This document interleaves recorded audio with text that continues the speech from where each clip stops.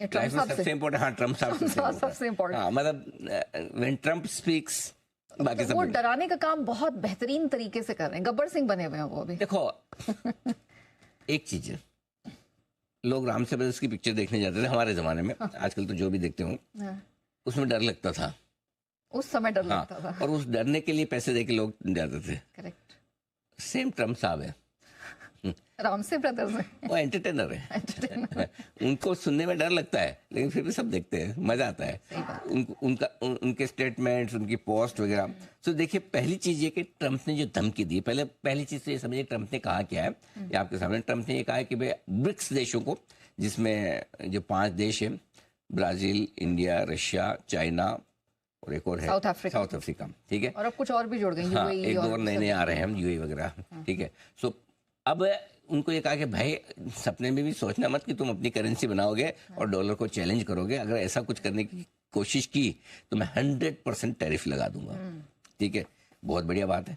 पहली चीज जो मुझे ट्रम्प साहब को सुन के दिमाग में आती है, आंख बंद करके हाँ ट्रम्प ऐसे बोल रहे हैं, फिर दिमाग में दूसरी चीज जो आती है, ये गरजते ज्यादा है बरसते कम है ट्रम्प बने ही गरजने के लिए है ना। तो वो सबसे पहली चीज तो जरूरत से ज्यादा डरे ना।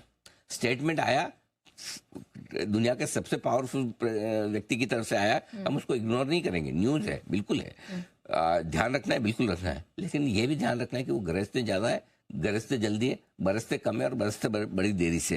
तो दूसरी लाइन बड़ी काम की कि ब्रिक्स का पहली चीज तो एक अपनी करेंसी बनाने का कोई इरादा वैसे भी नहीं है, वो खाली ये चाहते हैं कि बायलैटरल ट्रेड अपनी अपनी करेंसी में हो, करेक्ट। तो अपनी करेंसी को बढ़ावा जरूर देना चाहते हैं, और इसलिए मेक नो मिस्टेक, ट्रम्प साहब ने बहुत साफ बोला कि करेंसी बनाई, तो उन्होंने ये नहीं बोला कि आप अपनी करेंसी में ट्रेड करते रहेंगे तो भी मैं आंख दिखाऊंगा, आपको गुस्सा करूंगा, गाली दूंगा, मारूंगा, पीटूंगा, ऐसा कुछ नहीं कहा, ठीक है ना, खाली। और वैसे तो पहली चीज उतना सीरियस नहीं है।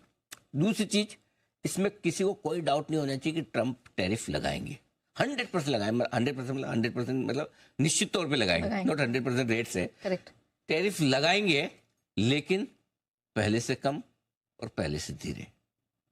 ये संकेत साफ आ रहे हैं, क्योंकि चाइना वगैरह पे भी, दूसरे मैक्सिको और कनाडा वगैरह पे भी जो टैरिफ लगाने की बात है ना, इस बार टैरिफ लगाने की रेट जो है वो धीमे धीमे कम है पहले से।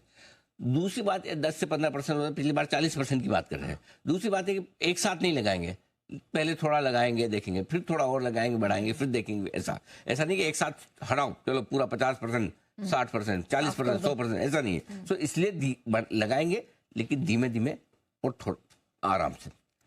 आपको क्या करना है, हमें क्या करना है, इंतजार किसका, 20 जनवरी का 20 जनवरी को क्या है, 20 जनवरी को ट्रम्प साहब प्रेसिडेंट की कुर्सी पे बैठ जाएंगे, अभी बन गए प्रेसिडेंट। ये भी अमेरिका का भी हाल देखो भाई साहब, कैसी डेमोक्रेसी बनाई इन्होंने, चुनाव होके प्रेसिडेंट होके सब कुछ हो गया है, और अभी तक बाइडेन साहब मजे कर रहे हैं बने हुए प्रेसिडेंट। भाई हो गया, खत्म करो, अब उनको बिठाओ, लेकिन उनके 2-2, 3-3 महीने तक मामला चलता रहता है, 1.5 महीने, हमारे 2-3 हफ्ते तक मुख्यमंत्री नहीं बनता, वो अलग बात है ना, चुनाव होने के बाद इनके बना हुआ लेकिन बैठता नहीं कुर्सी पे। विडम्बना देखिए ईश्वर की कहीं बन नहीं पाता, कहीं बन जाता तो बैठ नहीं पाता, वैसा हाल है।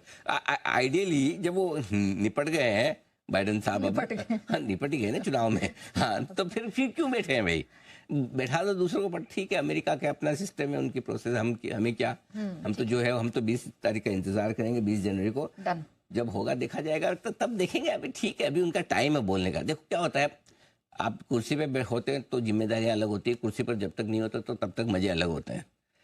लगता है कुर्सी बहुत बढ़िया, लेकिन बैठते जो जिम्मेदारी आती है, कभी आप इधर आके बैठिए थैंक यू पता चलेगा तो मजा आता है, बट ठीक है, लाइफ इज कूल अमेरिका के लिए। अच्छा सर, अब इंटरेस्टिंग बात ये है कि ऐसा नहीं है कि इन्होंने आजकल या शनिवार को पहला बयान दिया, पहले से ही दे रहे हैं, लेकिन फिर भी अमेरिकी मार्केट से उनको ज्यादा फर्क नहीं पड़ रहा है। मतलब अब देखिए, रिकॉर्ड पे रिकॉर्ड है, डाउ की भी स्ट्रेंथ है, S&P भी की स्ट्रेंथ है, इसे कैसे देखें? देखिए, अमेरिकी बाजारों में ट्रम्प रैली चल रही है और चलेगी, अभी भी चलेगी, अभी ट्रम्प रैली खत्म नहीं हुई है, तो तेजी का रुझान वहां पर बरकरार है। एक आध दिन थोड़ा सा रुकते हैं, 3-4 दिन की तेजी दिखाते हैं, एक आध दिन करेक्शन होता है, फिर से बढ़ जाते हैं।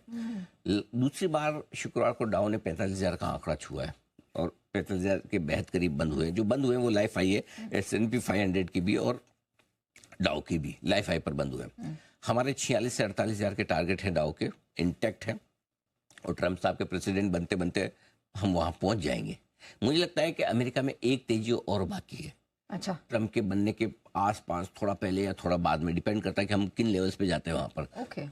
कई लोग अभी आजकल चर्चाएं करने लगे कि अमेरिका के बाजार बहुत महंगे हो गए हैं, अमेरिका में एक तरफा बड़ी तेजी हो गई है, सब कुछ अच्छी चीजें डिस्काउंट करके चल रहे हैं, बाजार का टॉप तभी बनता है जब सारी चीजें आपको अच्छी लग रही हों। ये चीजें हैं, लेकिन ये चीजें तो नेहा 40,000 42,000 पे भी थी, करते करते 45 आ गए। कभी न कभी तो मार्केट घटेगा, आप भी जानते, मैं रोज बोलूँ घटेगा घटेगा, एक दिन तो घटेगा। Of course. अगर मैं साल भर तो बोलता रहूँ कि मंदी आने वाली, मंदी कभी न कभी तो आएगी, साल 2 साल तक बोलते रहे, कभी न कभी तो आएगी, फिर हम बोलेंगे 10%। ऐसे नहीं होता। अब जब आएगी तब आएगी, जब जहां से आएगी तब देखी जाएगी।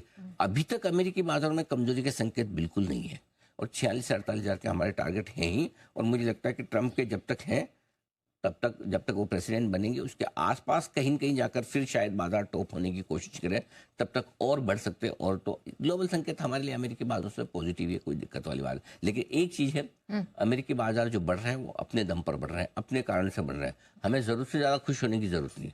हमें सेंटिमेंट के लिहाज से ठीक है कि भाई आप 2 लोग सुबह वॉक करने के लिए निकलते हैं, ठीक है, अगर आपके साथ वाला भी हेल्दी है, फिट है, तो आपको अच्छा फील होता है। और आपके साथ वाला मरेल से, अरे आज तो बुखार है, आज तो ये है, वो धीरे धीरे चल रहा है, तो आप अपने आप थोड़े से मूड ऑफ हो जाता मूड ऑफ हो जाता है, पॉजिटिव नहीं होता। सेम वैसे ही है, अमेरिका ऊपर रहता है, उसकी हेल्थ अच्छी है, हमारे तो जीडीपी आंकड़े खराब है, लेकिन देख के अच्छा लगता है कि भाई हाँ ये तो हेल्दी है, तो अपने का थोड़ा कम भी हो तो अच्छा फील करता है। और अगर वो खराब है तो हम अच्छे भी हैं तो थोड़ा उतना अच्छा फील नहीं करते। तो सेंटिमेंटल इम्पैक्ट है, बाकी इससे ज्यादा कुछ नहीं। अच्छा सर, एक और डेवलपमेंट हुआ है वो रशिया यूक्रेन के फ्रंट पर, कि जो यूक्रेन के प्रेसिडेंट साहब है जेलेंस्की, उन्होंने कहा है कि वो रूस के साथ युद्ध खत्म करने को तैयार हैं। नेटो वाली बात उन्होंने कंडीशंस अप्लाई दी है, इसे कैसे देखा जाए? नहीं, अच्छी है बात। देखिए, सी अल्टीमेटली दुनिया में कोई भी लंबे समय तक जिंदगी पर लड़ना नहीं चाहता।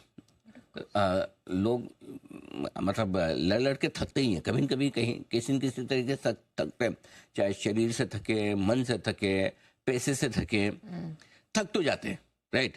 मतलब आप अल्टीमेटली नेगेटिव थॉट्स आप लाइफ लॉन्ग लेके कैसे जी सकते हैं? तो ये बयान सूदिंग है, लेकिन ठोस नहीं है। पॉजिटिव है ये बयान, इसमें कोई डाउट नहीं कि जेलेंस्की साहब सामने से कह रहे हैं कि भाई हम खत्म करना चाहते हैं, लेकिन वही है कि जब तक खत्म करना चाहते हैं कंडीशन अप्लाई, ठीक है, तब तक कोई उसको सीरियसली नहीं लेता। जब बातचीत शुरू हो कि हाँ भाई कोई ऐसा बीच में आदमी आए, फॉर एग्जाम्पल मोदी जी आए, जो रशिया और यूक्रेन को मिलाकर बिठाए, शायद पिछली बार कोशिश भी हुई थी, हाँ। लेकिन नहीं हुआ। कोई न कोई आपको बीच में एक ऐसा आदमी चाहिए जिसपे दोनों भरोसा करें और वो बैठ के सुलह समझौता कराए, क्योंकि अब और अभी क्या है, जो कुछ भी होना है, नो डाउट ये स्टेटमेंट पॉजिटिव है, जेलेंस्की साहब ने जो कहा कि हम युद्ध खत्म करना चाहते हैं, लेकिन इसमें एक चीज ध्यान रखिए, जो कुछ भी होगा वो ट्रंप के प्रेसिडेंट बनने के बाद ही होगा। आज उन्होंने स्टेटमेंट दे दिया, इसका मतलब नहीं कल रूस भी बोलेगा हम भी खत्म करना चाहते हैं, आइए दोनों गले मिल लेते हैं, ठीक है ना। तुम तो हमारे बिछड़े भाई तो थे, हम तो लड़ पड़े वो अलग बात है, लेकिन निकले तो हम ही से, है ना, हमारा वंश तो एक ही है। लेकिन वो क्या है, सबसे खराब लड़ाई एक ही वंश वालों में होती है, सबसे गंदी दुश्मनी उन्हीं की होती है जो एक वंश के निकले हुए हैं। पुराना इतिहास उठा के देख लीजिए, है ना, इंडिया पाकिस्तान भी देख सकते हैं, राइट। सो इसलिए मुझे लगता है जो कुछ बड़ा होगा वो ट्रंप साहब के प्रेसिडेंट बनने के बाद होगा। वो किस तरह की अपना स्टैंड लेते हैं उसके, तो उससे पहले ठीक है पॉजिटिव, बट ज्यादा उसमें